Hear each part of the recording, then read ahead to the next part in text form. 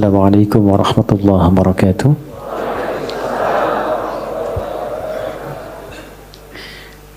Alhamdulillahi rabbil alamin. Wassalatu wassalamu ala rasulillahil karim nabiyyina Muhammadin al-amin wa ala alihi wa sahbihi ajma'in wa ba'd. Ya ibadallah, usi nafsi wa iyyakum bitaqwallahi faqad fazal muttaqun fala tamutunna illa wa antum muslimun. فقال تعالى يا أيها الذين آمنوا اتقوا الله حق تقاته ولا تموتن إلا وأنتم مسلمون.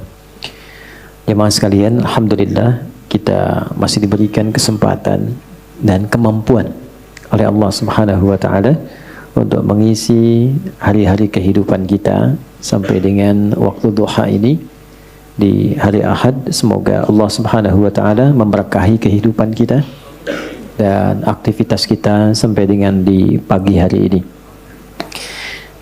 Memohon doa itu begitu penting, dan bagi insan beriman itu tak putus dengan doa. Jadi ciri insan beriman itu setiap aktivitas kegiatannya akan selalu lekat dengan doa, karena doa itu nanti punya dua fungsi utama. Yang pertama, senantiasa melekatkan kita agar terhubung dengan Allah di setiap kegiatan. Dengan keterhubungan itu, nanti ada dua feedback yang didapatkan. Pertama adalah perhatian Allah kepada seluruh aktivitas yang kita kerjakan. Karena itu, menjadi fitrah manusia, apapun yang dikerjakan bila menemukan kesulitan. Nah ini, biasanya berdoa kan ya? Mau ujian, berdoa ya. Bapak mau tes jabatan, berdoa. Ibu masukkan anak sekolah, berdoa ya. Nah, ciri beriman itu tidak nunggu ada masalah baru doa. Kalau itu biasanya cirinya fitrah manusia. Manusia itu begitu sulit minta, sudah dikasih mudah lupa. Nah, ya. Dan kalau sudah lupa salah. Kalau salah nggak pengen dihukum.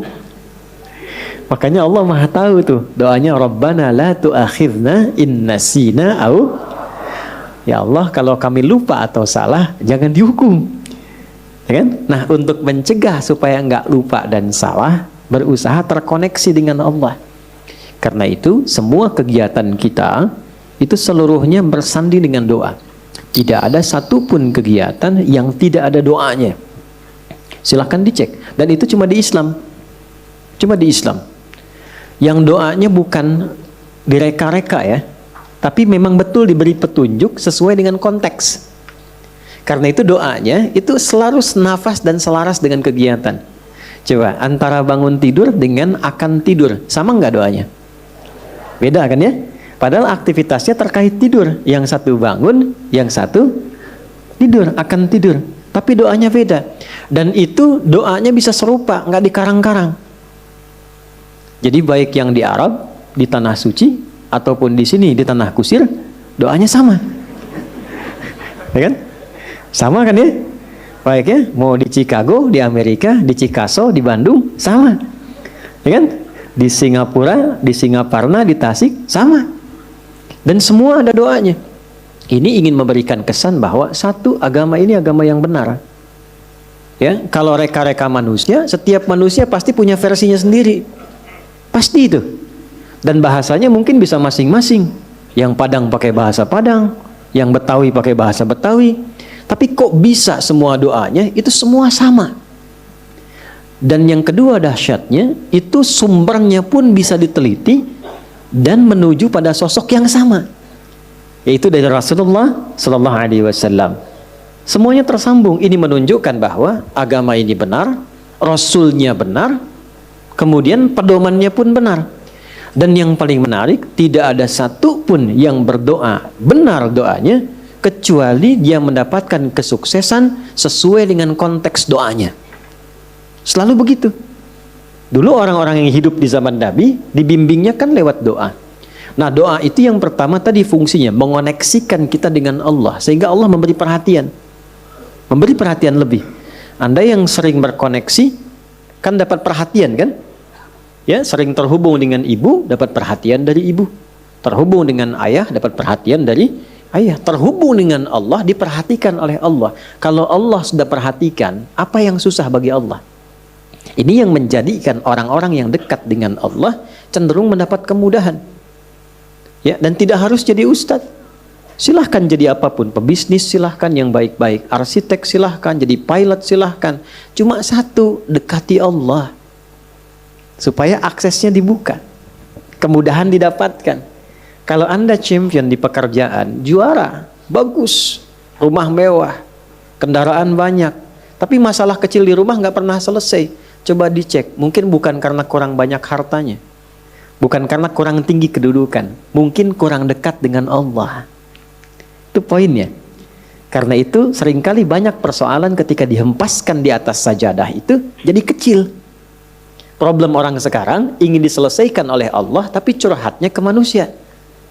Bikin status di media sosial kan, minta diaminkan lagi. Aminkan ya gitu ya. Tapi pengen dijawabnya oleh Allah. Sedangkan Allah sedang memberikan fasilitas dan caranya. Nah yang paling dahsyat itu ada orang yang persoalannya dimudahkan oleh Allah. Jadi bukan gak punya masalah, dia memiliki persoalan bahkan yang kadarnya sama, tapi diberi kemudahan oleh Allah untuk mengatasinya, sehingga seakan-akan ringan saja. Seakan-akan ringan, bukan gak punya masalah.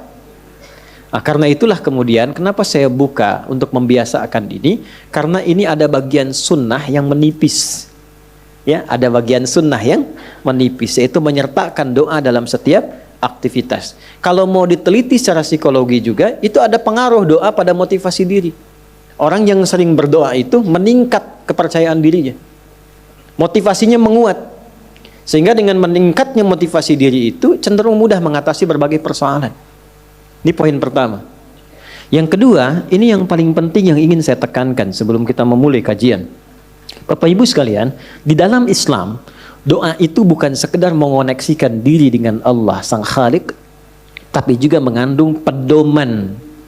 Sekali lagi, mengandung pedoman dari aktivitas yang akan kita kerjakan. Itulah yang menyebabkan semua doa sesuai dengan konteks, lafadznya bisa beda-beda. Dan kalau kita teliti, ini pentingnya pemahaman. Semua isi doa itu isinya pedoman menjalani aktivitasnya.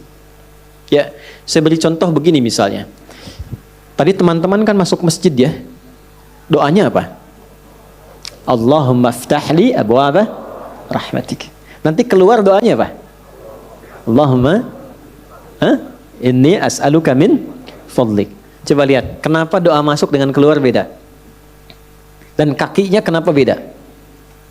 Masuk kaki, keluar kaki kiri. Ya, doanya lain kan? Coba, Allahumma ftahli abwaaba rahmatik. Kita terjemahkan ya. Jangan-jangan dibaca tapi nggak tahu artinya. Ya, atau dibaca tahu arti nggak tahu maksudnya. Karena ini terkait pedoman. Ya, Allahumma, ya Allah.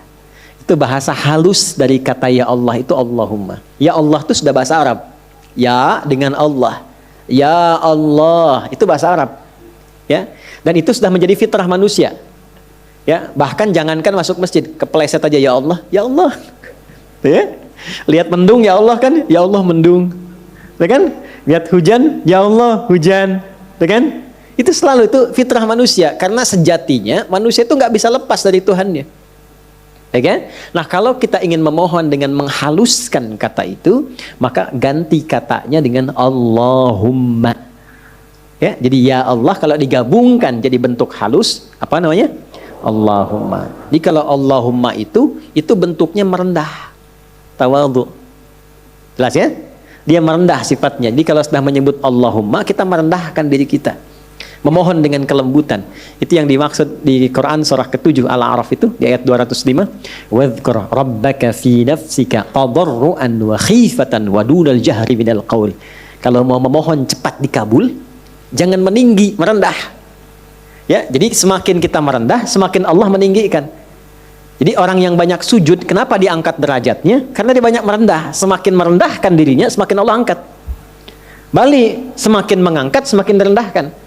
Kenapa itu? Ya, Azazil itu yang terhormat. Azazil terhormat tuh di alam langit itu terhormat.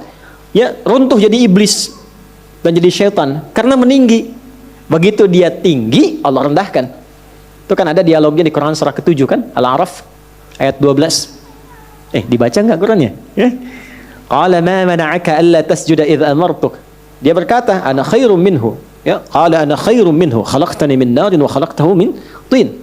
Allah menyampaikan, kenapa engkau tidak mau hormat kepada Adam ketika aku perintahkan? Bukan masalah sujudnya. Nggak penting sujudnya kata Allah. Yang penting itu yang perintahkan saya. Kenapa nggak patuh? Maka iblis mengatakan, ya, saya lebih hebat dibandingkan dengan Adam.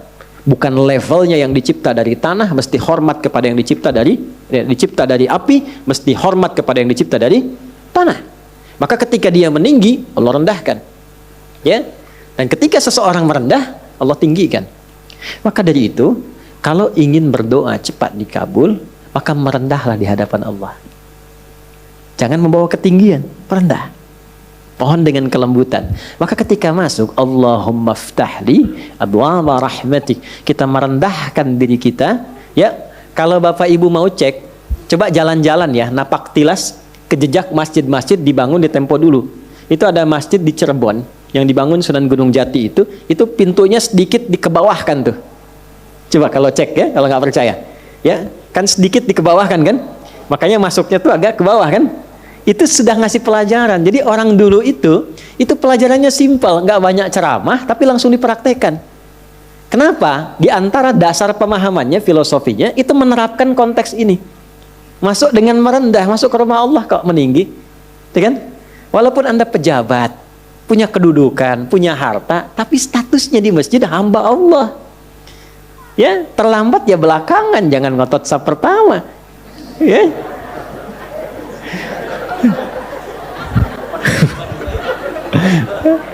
Kalau ini udah duluan tadi, udah nyambut nih. Sama. Apalagi imam di kantor. Di kantor boleh jadi imam, jadi direktur. Tapi jabatan di kantor jangan samakan dengan di masjid. Babnya ada lagi. Ya. Dulu saya baru datang dari Tripoli itu, masuk pesantren, ada pejabat-pejabat itu yang tinggal pengen jadi imam. Karena merasa imam di kantor harus di masjid. Saya bilang bagus itu. Bagus. Cuman bacaannya agak kurang tepat. Sehingga telinga kadang sakit kalau dengar. Tuh kan? Saya tanya, Pak, kenapa nggak diperbaiki dulu bacaannya baru jadi imam? Justru kami jadi imam Ustadz supaya bisa diperbaiki. Saya bilang bagus itu Pak motivasinya. Jarang ada orang kayak Bapak itu. Luar biasa. Betul. Jangan direndahkan. Kan itu karena belum tahu. Orang belum tahu diberitahu, bukan dimarahi. Ya, Pak, saya kasih jalan yang cepat supaya Bapak tetap jadi imam dan kualitas makin bagus. Wah, boleh Ustadz tuh. Bapak tetap jadi imam. Nanti sebelum sholat dicek dulu Pak bacaannya. Santri nanti saya siapkan. Insya Allah begitu naik jadi imam jadi lebih bagus. Betul itu Ustadz. Nah, sambil dicek Bapak ngimaminnya duhur dan asar dulu. Biar saya yang handle maghrib, isya sama subuh gitu kan. Tapi sepakat, yang penting kan gak turun status, ya kan? Ya, tetap imam, ya kan? Kadang psikologi kan begitu, yang penting gak turun status. Dan kita mendahulukannya, Bapak tetap imam Pak, ya kan? Nah, imamnya zuhur dan asar. Alhamdulillah, begitu maghrib, isya dan subuh kita gantian sama santri, kualitas bacaan lebih dibagusin. Ya, begitu sudah bagus kita dorong, Pak silahkan coba maghrib. Gak usah lah, ini aja yang udah ada. Nah, itulah dakwah. Itulah dakwah. Nah, itu merendah. Nah, Allahumma merendah, iftahli, mohon bukakan untukku, personal. Kenapa coba personal, bukan iftahlana? Ya, nggak ada orang masuk masjid dia sendiri Allahumma iftahlana, nggak ada. Selalu iftahli. Saya belum pernah dengar orang masuk masjid Allahumma iftahlana, lana, nggak ada. Iftahli. Abwaaba rahmatik, li kan untuk pribadi kan. Nah, kemudian yang kedua, yang ketiga, Allahumma iftahli, yang ketiga, abwaaba. Abwaaba itu jamak dari bab. Bab itu pintu. Kok bisa jamak pintunya? Saya tanya, ibu waktu masuk ke dalam masjid lewat satu pintu atau banyak pintu? Satu pintu. Nggak ada ibu masuk balik lagi lewat sana lagi, balik, nggak ada. Satu pintu. Kok bisa masuknya satu pintu, tapi mintanya banyak pintu? Wa rahmatik. Nah, ini rahasianya. Baik. Nah, saya mau bagi sedikit sebelum kita mulai, tapi tolong catat ya. Catat betul-betul. Ini rahasia di antara kita. Bapak Ibu sekalian, rahmat itu di Quran dan juga dalam hadis setidaknya punya 3 makna utama. Ada 3 makna. 1. Solusi dari berbagai macam persoalan hidup. Saya ulang, solusi dari berbagai macam persoalan hidup. Itu diantaranya ditemukan di Quran surah kedua Al-Baqarah di ayat 157. Nah, munculnya ayat 157 ini ada keterkaitan dengan 155 dan 156. Persoalannya di 155, sabarnya 156, solusinya 157. 155, walanabluwannakum bisyai'im minal khauf wal ju' wa naqsim minal amwal wal anfus wath thamarat wa basyiris sabirin. Sabarnya 156, alladzina idza asabathum musibah qalu inna lillahi wa inna ilaihi raji'un. Ayat 157-nya, ulaika alaihim salawatum mir rabbihim wa rahmah wa ulaika humul muhtadun. Itu ya. Baik. Rahmat yang pertama, solusi dari berbagai macam persoalan kehidupan. Baik kegelisahan. Jangan dikira yang hadir di sini tenang semua. Ini walaupun wajahnya kelihatan senyum-senyum, hatinya ada yang gundah. Ada yang baru ditolak saat mau lamaran, mungkin kan? Lamar kerja maksudnya. Ya? Ada yang mungkin sedang kesulitan di rumah tangga, pengen dapat ketenangan, khauf. Gak bisa dihindari. Tadi aja kan udah lihat-lihat jam nih, Ustaz datang nggak gitu kan? Padahal saya secepat mungkin bisa ke sini tuh. Ya nggak singgah di rumah, cuman ke kantor ganti pakaian langsung ke sini. Hampir nggak tidur saya semalam itu. Alhamdulillah. Ya, tapi kan yang khawatir Anda.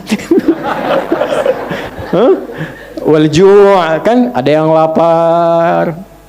Awal-awal dari subuh ke sini sarapan aja belum kan? Lihat-lihat yang jualan nggak depan kan? Gak apa-apa. Wa naqsim minal amwal, ada yang mungkin baru kena musibah di kantor. Proyek misalnya, ada yang gak lulus, ada utang belum dilunasi, cicilan masih nyari solusi. Ada yang demikian. Wal anfus, ada yang sakit, mungkin kerabatnya datang supaya cari wasilah, Allah kabulkan doanya. Ada yang ngejar ustadz supaya minta didoakan, ada. Wat thamarat, itu kalau buka mushaf diartikan buah-buahan. Itu sebetulnya bahasa kiasan, cara bacanya, memahaminya dengan balaghah. Kalau baca terjemah nanti kurang nyambung. Kalau buah-buahan berarti yang diuji cuma tukang buah. Tukang sayur tidak. Ya. Itu cara bacanya pakai ilmu balaghah, pakai majaz. Maksudnya apa? Kalau buah itu kan didapatkan, dipanen saat mulai pertama kali merawat benih kan? Nanam, dijaga dari hama. Tiba-tiba besoknya mau dipanen, malam-malam diambil orang. Antum yang ikut tender, kualifikasi antum yang jelas, tapi pengumuman orang lain yang ngambil. Itu maksudnya. Ada orang-orang yang kehilangan sesuatu setelah dia berusaha keras mendapatinya. Harusnya dia kok yang dapat orang. Saya mau tanya pada Anda, biasanya kalau situasi begitu pelariannya kemana? Tuh. Ya, cari yang paling kuat kan. Doa itu kan yang bisa memberi solusi kan. Doa itu kan minta. Nggak mungkin minta pada yang diduga nggak bisa ngasih. Dan puncak pemberian itu pada Sang Maha Pemberi, yaitu Allah Wahhab, pemberi tanpa batas. Nah, Allah memberikan tempat-tempat spesial yang kalau minta hati lebih khusyuk. Beda antara minta di kendaraan di rumah dengan di tempat ini. Tempatnya lebih tenang, saat masuk saja suaranya sudah lain, aura sudah beda. Apa nama tempatnya? Masjid. Makanya Bapak Ibu masuk masjid ini rasanya sudah lain. Dengan rumah sendiri tenang mana dengan masuk masjid? Masjid.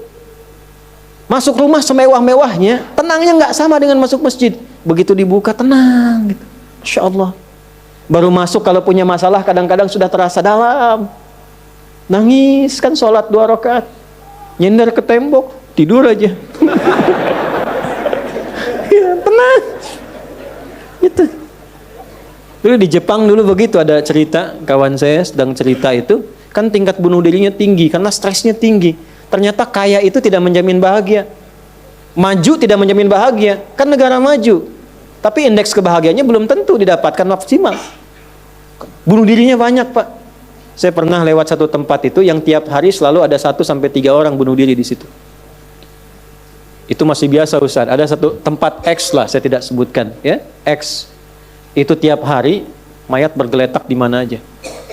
Sampai akhirnya wali kotanya punya ide, tapi ini nggak harus ditiru. Nyari solusi yang belum kedapati. Dibikin satu tempat di lokalisasi. Kalau mau bunuh diri di sini aja. Waktunya diatur. Jam 9 sampai jam 11, jam 2 sampai jam 3. Kalau lewat situ datang, tunda besok. Diatur. Ya. Ini kisah nyata. Satu kali ada orang kemudian pengen datang ke situ ketemu sama orang Islam. Mau kemana, Pak? Bahasa kita lah. Bunuh diri katanya. Jam berapa? Jam 1. Ini kan belum. Belum. Ikut saya aja dulu. Takut terlambat nih. Bener. Takut terlambat. Nanti kalau Anda merasa rugi, saya ganti apapun itu. Akhirnya ikut. Begitu ikut dibawa ke masjid, ya Allah. Dibawa ke masjid. Itu cuman duduk tunggu di luar, sedang ada pengajian. Duduk, begitu masuk, duduk ketiduran. Tidur, selesai pengajian, dilihat lagi sama yang muslim ini. Kok enak banget tidurnya. Ya kan? Tidurnya mau dibangunin gak enak, sampai lewat lah batas bunuh diri itu. Karena lewat gak enak, dibangunkan, bangun katanya. Wah, bangun kan? Begitu bangun, minta maaf lah si muslim, saya minta maaf betul-betul karena melihat Anda begitu nikmat tidurnya, saya tidak mampu membangunkan Anda. Ini sudah lewat jam bunuh diri katanya. Tapi menariknya kata orang ini, nggak apa-apa. Ini tempat apa katanya? Tempat apa? Ini masjid. Kenapa? Saya itu ingin bunuh diri karena saya sudah berhari-hari nggak bisa tidur. Jadi dia menyimpulkan kalau bunuh diri itu udah mati, udah tidur aja. Gitu, saking nggak bisa tidurnya. Tapi kok bisa di tempat ini bisa tidur? Dia belum kenal jamaah Andor.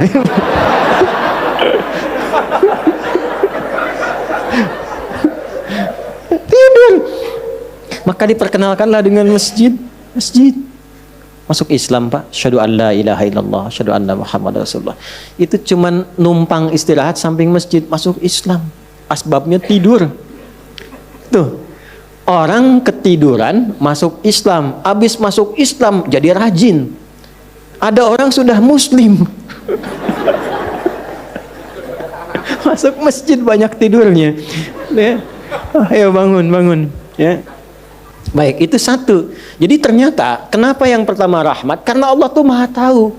Nggak ada di antara hidup kita yang nggak punya masalah. Pasti punya persoalan. Kalau sedang ditimpa persoalan, diuji, sabar dulu. Kata Allah, terima dulu. Karena hakikat dari ujian itu untuk meningkatkan kualitas hidup. Dan nggak mungkin diuji kalau nggak mampu. Nggak mungkin. Kaidahnya kan jelas. La yukallifullahu nafsan illa. Jadi kalau ada ibu sedang diuji masalah sekarang begitu berat, memang yang mampu cuma ibu, Bu. Saya nggak mampu. Karena saya nggak mampu, saya nggak diuji. Maka berbahagialah ketika Allah lebih memilih ibu dibandingkan dengan saya. Sabar dulu. Dan hikmahnya apa? Ada nanti sesuatu yang besar di depan, yang butuh kesabaran lebih. Kalau yang sekarang nggak lulus, ke depan itu sulit untuk dihadapi. Karena itulah ditingkatkan kualitas, terima dulu, tapi kan nggak usah lama-lama. Ya kan? Allah maha tahu itu. Jangan lama-lama, terima dulu. Datanglah kemudian mohon solusi. Kemana datangnya? Masjid. Maka dari itulah ketika masuk, Anda mengatakan Allahumma ftah li abwaba rahmatik. Di antara itu minta solusi. Makanya ketika masuk merendah, sholat 2 rakaat, begitu sholat, mintalah sesuai kebutuhan Anda yang dirasakan pada saat itu. Itu fikihnya. Nah kalau nggak tahu fikihnya, nanti itu nggak kepake, sayang, peluang hilang. Padahal mungkin itu cara Allah untuk bisa mengabulkan apa yang kita mohon. Jelas? 1. 2, itu ampunan dari dosa yang sudah berlebih. Namanya israf. Quran surah ke-39 Az-Zumar di ayat ke-53. Qul ya ibadiyalladzina asrafu ala anfusihim la taqnatu mir rahmatillah. Innallaha yaghfirudz dzunuba jami'a. Duhai hambaku, tuh masih disebut hamba. Siapa di antara kita di sini yang merasa tidak punya dosa? Boleh angkat tangan. Boleh, silakan. Saya selesai pulang. Pasti setiap kita merasa itu. Dan tidak sedikit orang-orang yang ingin taubat itu mencari tempat. Nah, tidak ada tempat yang paling ideal kecuali ke masjid. Kalaupun nggak ada orang, nggak apa-apa. Datang, masuk. Masuk, Pak. Mungkin yang menghambat rezeki itu dosa. Yang menghambat perbuatan belum bisa jadi baik, dosa. Ya, mohon maaf, dengan berbagai jenisnya. Dengan berbagai jenisnya. Maka yang terbaik apa? Datang ke masjid. Datang ke masjid. Ya. Ini kisah nyata di masa lalu. Makanya sering baca tuh yang baik-baik lah, kisah salafus saleh, orang-orang saleh di masa lalu. Ada seorang hamba rajin salatnya. Ini sahih riwayatnya, sahih. Rajin salat. Tapi yang menarik tertuliskan, ya, ketika malaikat itu mendapat informasi, ya aras tertuliskan. Ini termasuk bagian dari ahli neraka. Tapi salat. Perhatikan ya, perhatikan. Ini nanti terkait juga dengan hadis, kalau Anda baca Al-Arba'in, nomor hadis yang keempat itu. Ya, terkait dengan bab takdir. Bagaimana kemudian ikhtiar seorang hamba itu, ya, menjadikan ia berubah dari salah menjadi soleh dan sangat dicintai oleh Allah. Oke? Maka apa yang terjadi? Bapak Ibu sekalian, tiba kemudian si malaikat itu, ini kisah sahih yang sampai, lalu menyampaikan, kasihan pada orang ini, kok kelihatannya ibadah tapi tertulis ahli neraka. Maka disampaikan dengan cara yang Allahu a'lam, apakah menyamar atau bagaimana, tuliskan, kamu kok terus-terusan sholat, padahal belum tentu baik di mata Allah, belum tentu menjadi bagian ahli surga. Perhatikan jawabannya, tujuan saya sholat ini bukan karena surga atau neraka. Tujuan sholat ini bukan karena saya dipandang baik atau buruk, tapi tujuan sholat ini saya ingin mengagungkan Allah Subhanahu wa ta'ala. Perhatikan. Dan nanti ini menjadi cara bagi seseorang yang ingin bertobat. Jadi kalau ingin bertobat, tobatnya ingin benar, carilah perhatian Allah. Yang penting ridha Allah. Terus saja tobat sampai merasakan kenikmatan tersambung dengan Allah. Itu maksudnya. Jadi begitu keluar kalimat itu yang mengguncang arsy, itu yang dijadikan oleh Allah pelajaran bahkan pada alam malaikat untuk mengenal bagaimana rahmat Allah itu diberikan. Mudah bagi Allah membuka, merubah, memutar, mudah. Tapi Allah ingin memberikan pelajaran bahkan di alam malaikat bagaimana kasih Allah diberikan. Begitu kalimat itu muncul, apa yang terjadi? Maka berubahlah di arsy namanya menjadi ahli surga. Ini riwayat sahih. Berubah menjadi apa? Ahli surga. Padahal Allah tuh maha mengetahui, gampang aja tinggal dirubah ahli surga, tidak. Tapi Allah ingin memberikan informasi bahkan di alam langit kepada para malaikat betapa tingginya rahmat Allah memberi kesempatan pada setiap hambanya untuk kembali kepada Allah dalam kebaikan. Dan itu disebut hamba. Disebut hamba. Karena itu Allah begitu mencintai ketika ada pelaku maksiat, dia pengen taubat, itu begitu dicintai dan statusnya naik lebih tinggi. Ini yang menyebabkan ayat ini turun. Qul ya ibadiyalladzina asrafu ala anfusihim. Ini yang menyebabkan itu menunjukkan rahmat Allah. Hai hambaku, betapa besar pun kau pernah berbuat dosa, sepanjang masih hidup belum tiba ajalmu, jangan pernah putus asa untuk mendapatkan rahmatku. Pakai rahmat. Rahmat di sini mencakup Rahman dan Rahimnya Allah Subhanahu wa taala. Karena itu kalau Anda pernah berbuat salah, kita jangan malu untuk kembali. Kalaupun malu dilihat orang, Allah menyiapkan tempat yang tidak semua orang bisa ke situ. Datang ke masjid, mohon, minta salat 2 rakaat, minta kebaikan kepada Allah sampai hati mendapatkan ketenangan. Jelas di sini? Baik. Dan yang ketiga, ini yang paling juga banyak dimohonkan, ya. Satu, solusi. Yang kedua apa? Ampunan dari dosa yang begitu melimpah, ya. Dan yang ketiga, rahmat yang ketiga, kasih sayang yang memudahkan jalan-jalan kehidupan dunia sampai akhirat. Yang ketiga, semua kita pasti ingin mendapatkan kemudahan, kenyamanan, bukan cuma dunia, sampai dengan akhirat. Kasih Allah yang memberikan kemudahan dunia disebut dengan Rahman, kasih Allah yang memberikan kelapangan akhirat disebut dengan Rahim. Itu kita baca setiap hari, Bismillahirrahmanirrahim. Maka ketika masuk ke dalam masjid, mohonlah kepada Allah satu dari 3 kemuliaan ini. Kalau ustadznya belum datang, itu manfaat besar. Boleh jadi banyak permohonan, ayo lekatkan di situ, optimalkan. Dan di situ mungkin peluang terbesar untuk mendapatkan apa yang kita inginkan. Jadi, begitu Bapak Ibu mendapatkan 1 dari 3 itu, keutamaan bukan? Keutamaan bukan? Hah? Istimewa tidak? Dalam bahasa Arab, sesuatu yang istimewa, sesuatu yang utama disebut fadlun namanya. Makanya Sulaiman alaihissalam ketika dipuji karena hebatnya, istimewanya, bisa menaklukkan awan, ya kan? Sebelum Songgoku dan Songgohan dengan awan kintonnya itu yang fiksi, Nabi Sulaiman tuh betul-betul nyata. Tapi ketika dipuji apa yang beliau katakan? Hadza min fadli rabbi, fadlun. Itulah sebabnya kalau bisa jangan dulu keluar sampai merasakan rahmat Allah ada dalam diri kita. Begitu keluar, Anda keluar dengan kaki kiri dengan mengatakan Allahumma inni as'aluka min fadli. Ya Allah, saya ke masjid seperti apa yang Kau perintahkan, saya datang. Saya memohon seperti apa yang Kau tunjukkan lewat Rasulmu, saya lakukan. Ya Allah, Engkau minta ini, saya kerjakan. Engkau minta berdoa, saya doa. Kau minta alirkan air mata, aku alirkan. Maka mohon ya Allah, jangan biarkan aku keluar dari rumahmu ini, kecuali Engkau kabulkan apa yang aku mohonkan, sesuai dengan janji yang Engkau tetapkan sebagai kemuliaan darimu. Ya Allah, saya mohon kemuliaan darimu. Itu rahasianya, itulah doa. Nah, jadi kalau mau doa itu, jangan sekedar dibaca. Baca bagus, menjadi ibadah. Tapi yang paling penting tahu isinya, sehingga itu bisa merubah diri kita jadi lebih baik. Makanya beda rasanya. Antum kalau tahu makna segitu aja, itu Masya Allah dalam sekali. Keluar dari sini sudah beda rasanya. Dan yang paling penting, ini baru muqaddimah. Kita belum mulai. Belum mulai. Jangan nangis dulu, belum selesai. Belum mulai kita. Tapi kan enak gitu ngaji begini itu. Karena apa? Dapat sesuatu. Nah, itulah Islam. Jadi Islam itu bukan salihun tapi muslih. Bukan hanya sesuai dengan eranya, tapi memberi solusi dari setiap keadaan yang dilalui. Punya tata nilai.